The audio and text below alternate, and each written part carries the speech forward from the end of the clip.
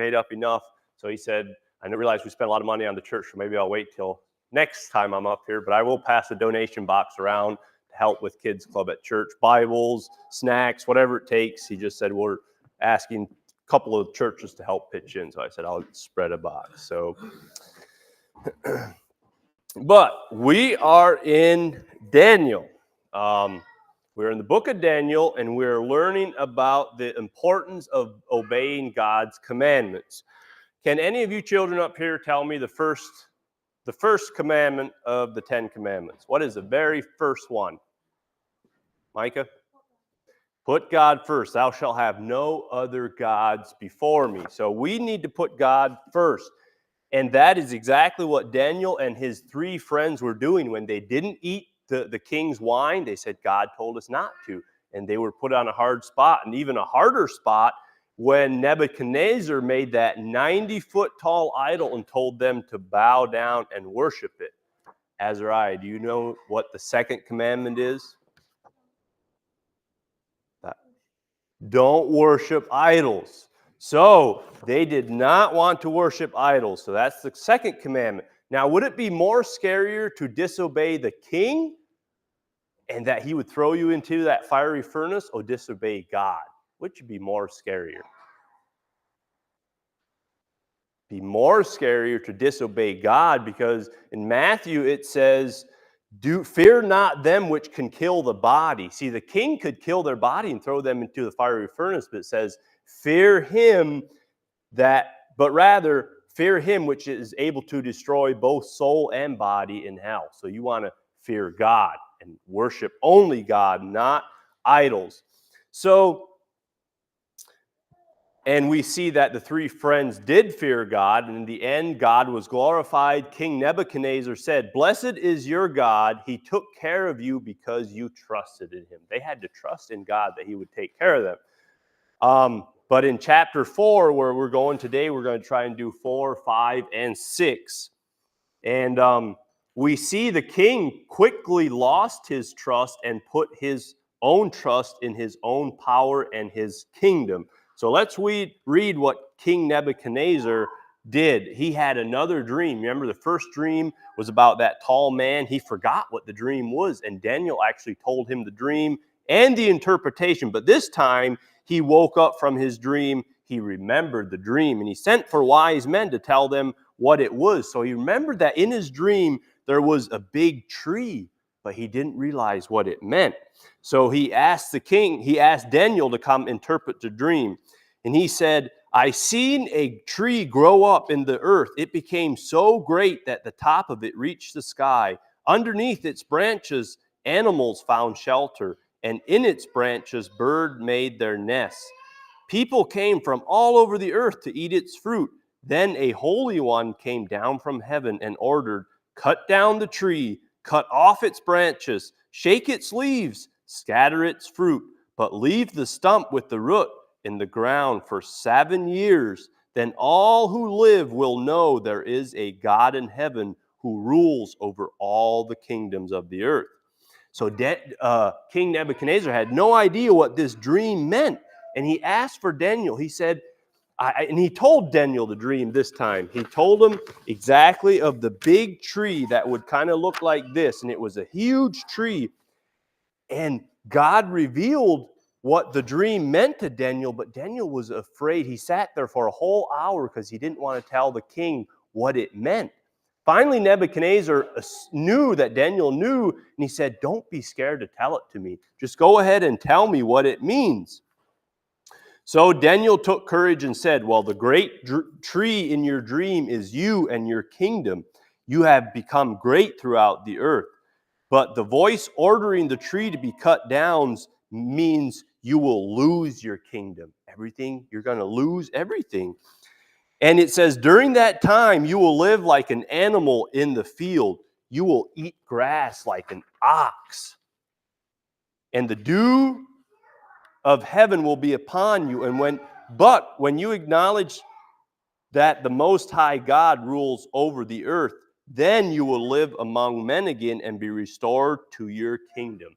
So what he was doing, he was not putting God first. He was saying, I built this great kingdom. Then he was worshiping his kingdom and giving himself all the power and glory. And God was going to take all that away from him. But Daniel knew that God was merciful, and he said, "Oh, king, listen to my advice. If you just leave your sins and do what is right, then the days of your peace may be lengthened." But the king did not take Daniel's advice. So what happened? Soon after that, the king lost his mind, and he thought himself to be a wild animal. And the people were so afraid of him that they drove him out of the city, and the king lived in the fields and ate grass like an ox. His hair and his nails grew so long that he even looked more like an animal than a man. But finally, after 7 years, God restored Nebuchadnezzar's mind, and the king lifted up his eyes to heaven and thanked God, and he praised the Lord for his greatness. So there was all that God was asking him to do, is look up and give him praise and glory. Put God first. Then the king was restored to his kingdom, but after that, he got old, and then he had a son whose name was Belshazzar, king of Babylon, and he had a great feast and invited thousands of nobles and many wives. The city was filled with merriment. The palace rang out with talking, laughing, and singing. There was wine served, and the king remembered the beautiful gold goblets that Nebuchadnezzar had taken from the temple in Jerusalem. At once, he commanded his servants to bring these goblets to the palace so the guests could drink from them. The servants obeyed. The goblets were brought, filled with wine, and passed to the guests. And as they drank, they praised their idols of gold, silver, wood, and stone. They were not supposed to do that. Belshazzar's heart was merry. He liked giving big parties, but all of a sudden he turned pale. The laughter got stuck in his throat. There was great fear that swept over him. His knees shook because there on the wall he seen a finger of a man's hand, and it was writing something on the wall in big letters. But the words were so strange in a different language, the king could not read them. So again, they sent for Daniel. Daniel, can you come tell us what this means? So first, Daniel reminded Belshazzar of the punishment God had sent to Nebuchadnezzar because of his sin and his pride. And Belshazzar knew this because Nebuchadnezzar was his dad. This was his son. But he was too proud, and he despised the God of heaven. He even dared drink the wine from the goblets from the Lord's temple, and his guests praised their idols. So Daniel said, because you have done these things, God has written this on the wall. He said, God has numbered the days of your kingdom and brought it to an end. Just like Nebuchadnezzar, he brought it to an end. And you are weighed in the balance and found wanting.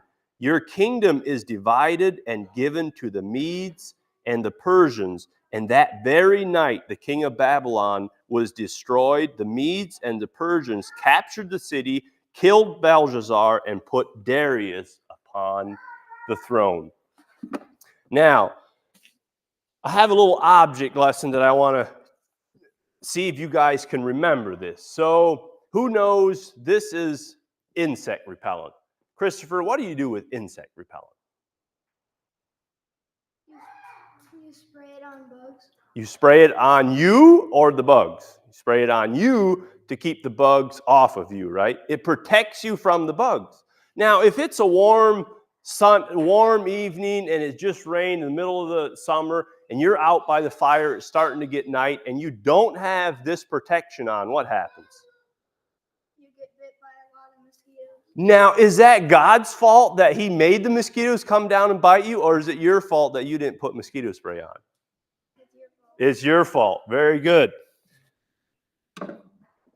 This, it's hard to read. This is sunscreen. What do you do with sunscreen? Yeah?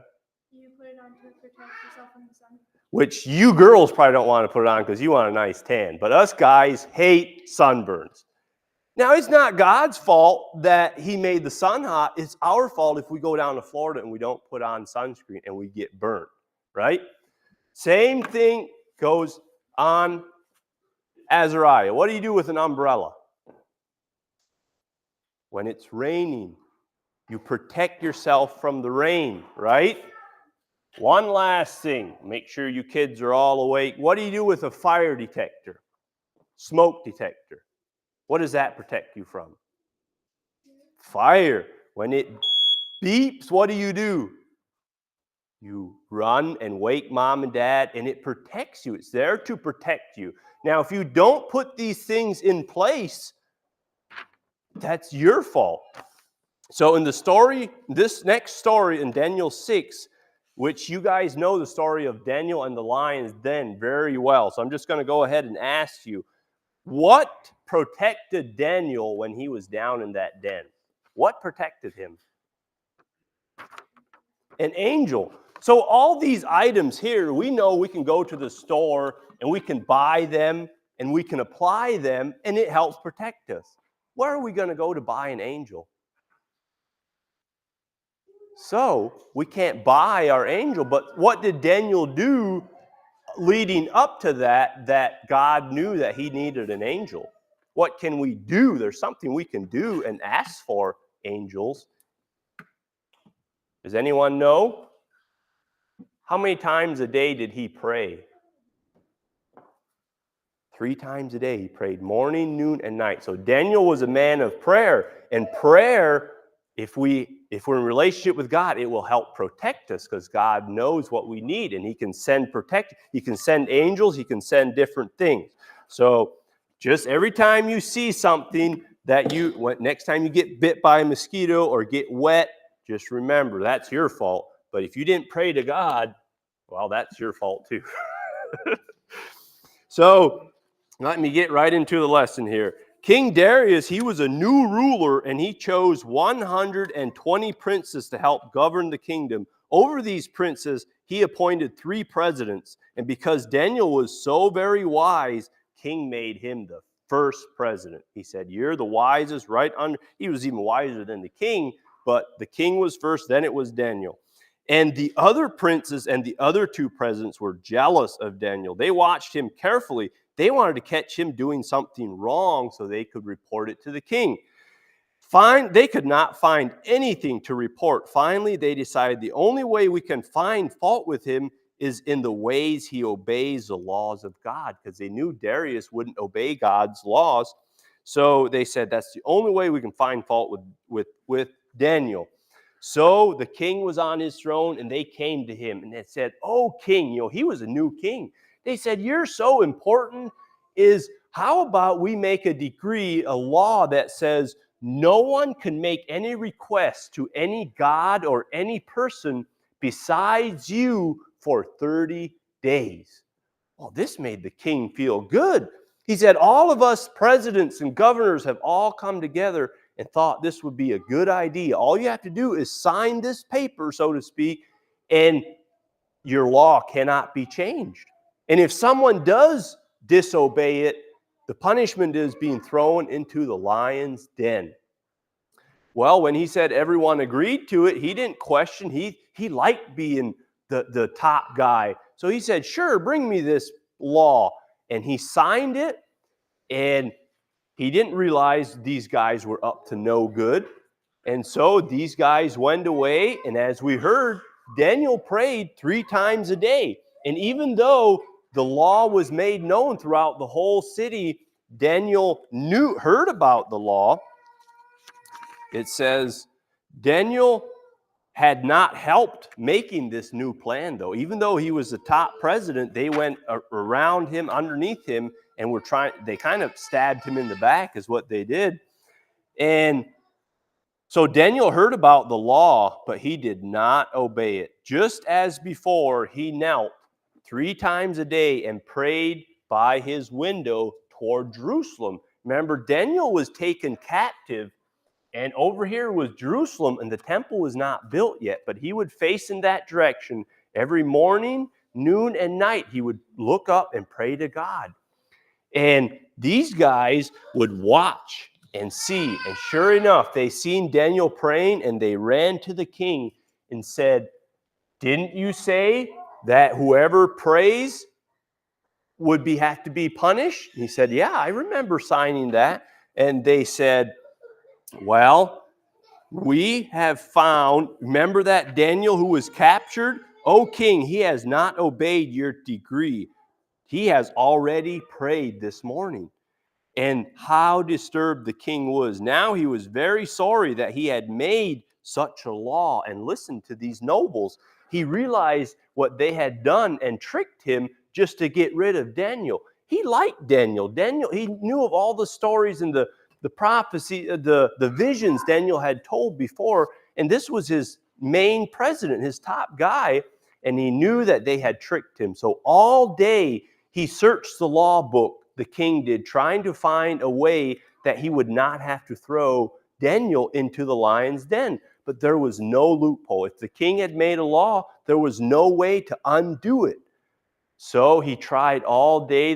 At noon Daniel prayed, in the evening Daniel prayed. Then the sun went down, it says, and these three men came and said, you have still not kept your word. You have not thrown Daniel into the lion's den.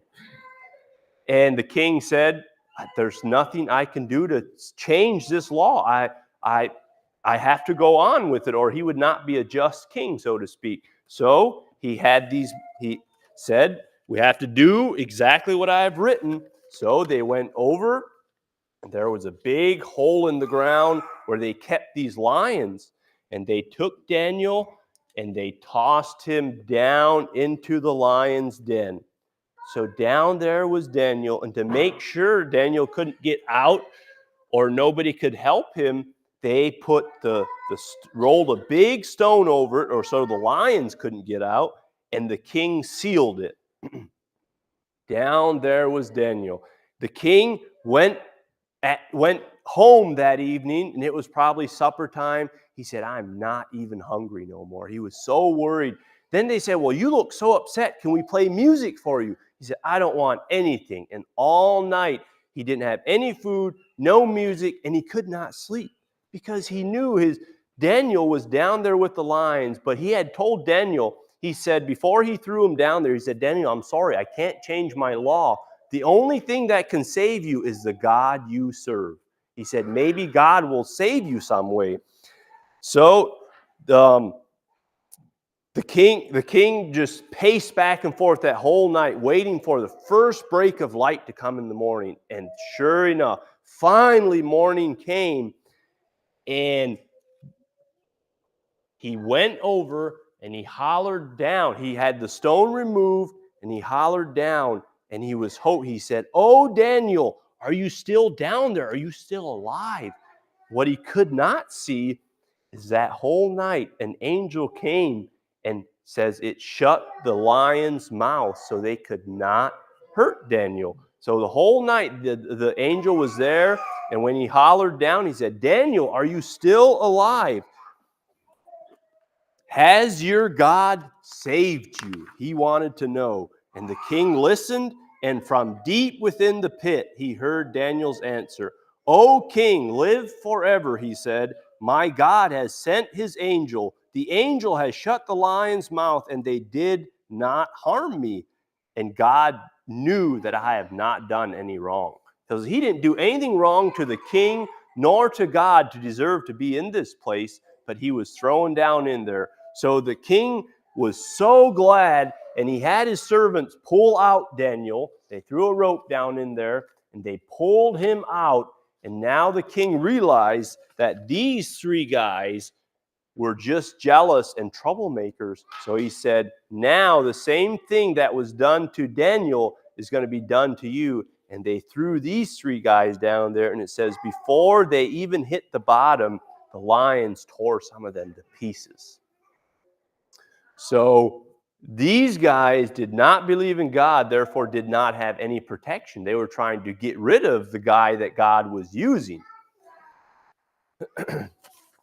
So I want to sum up this story of Daniel, and it goes like this. A man without blame. Remember, Daniel didn't have any fault, any blame. Faithful to God in all of his ways. A man given and noted for prayer. He was sent to death, his death, because of the jealousy of those who wanted to prevent his exaltation. They did not want him to rise up and be in power. Now he was condemned to death by his enemies. He was thrown into a stone room meant to be his tomb. A stone was rolled over the opening and was sealed.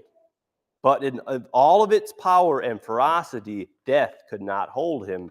And in the morning, the stone was rolled away. He came out victorious. He glorified God, and his enemies were judged. Does that sound like another person we know that was thrown into a tomb? The stone was rolled away. In the morning, the stone lifted. Who does that remind you of? Jesus, exactly. Now, Jesus is greater than Daniel. Daniel was a great prophet, but Jesus is greater. And Jesus is the one whom we can trust today for our protection, right? All these items that I said you can buy, they just cost us money. Jesus had to pay a great price too, though. What did it cost Jesus to protect us? His life. It cost. He had to die. So it says, remember, the wages of sin is death. If we sin, we have to die. But Jesus paid for that death because he died, and through his blood we have the forgiveness of sins. I just want to close with 1 John 5:18. It says, the one who is begotten of God carefully watches over and protects him. So if you're begotten of God, if you are God's, see, this was Old Testament, but these people did not believe in God, so therefore they could not be begotten of God. Okay, they couldn't be born again. He was God, so God could protect him. So if you're begotten of God, it says the wicked one touches him not.